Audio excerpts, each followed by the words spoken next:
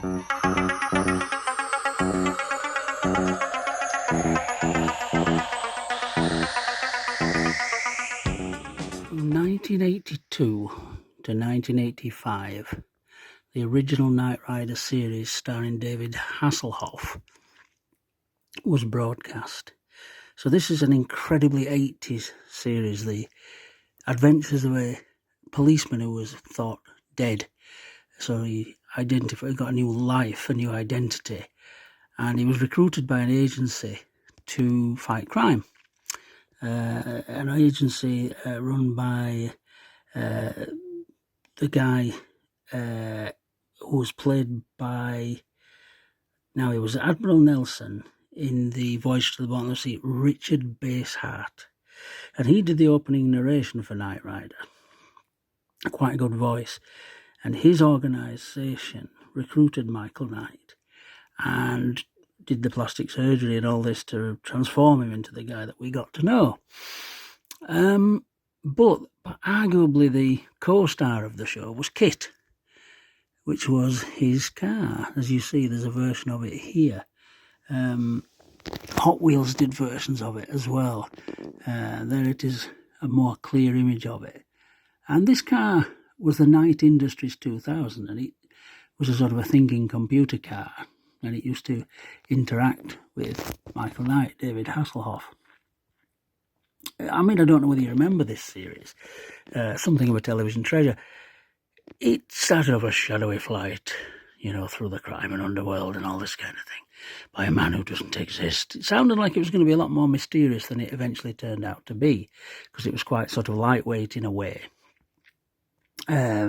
Helped in no small part by the performance of David Hasselhoff, who became a star because of it, and is still famous to this day, I would say, because of this series. There were 90 episodes made, and I did enjoy the very first pilot particularly. I think that mysterious aspect rather than comic aspect, and almost hints of science fiction. I mean, the car, that's the scanner of the car, which was a bit like the Cylon visor from another Glenn A. Larson production, Battlestar Galactica, and it made a similar sound to the scanning eye of the Cylons in that show. So, great show, action adventure.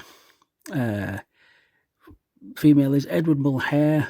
Eventually was the representative from Knight Industries. I would imagine it was still by then.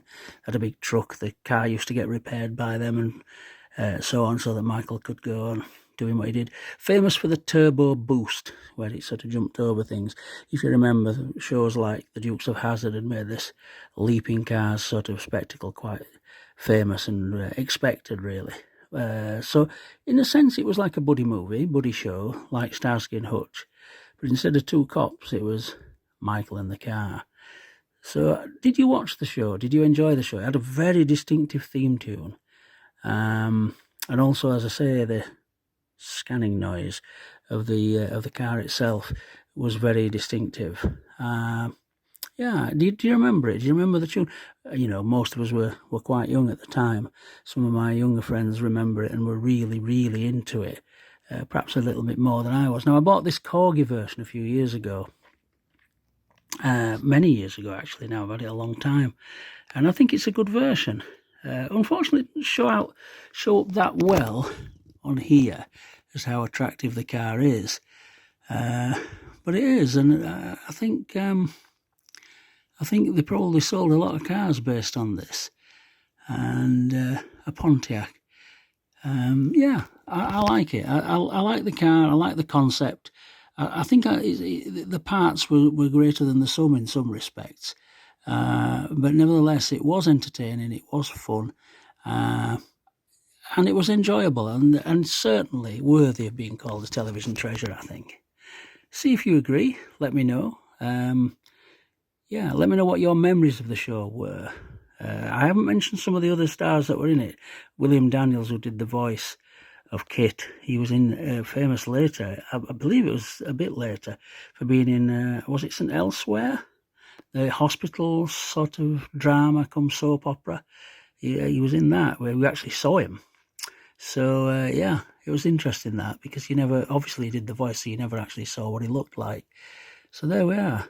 A good show, a reliable show, an entertaining show, and a fun show. Certainly a television treasure.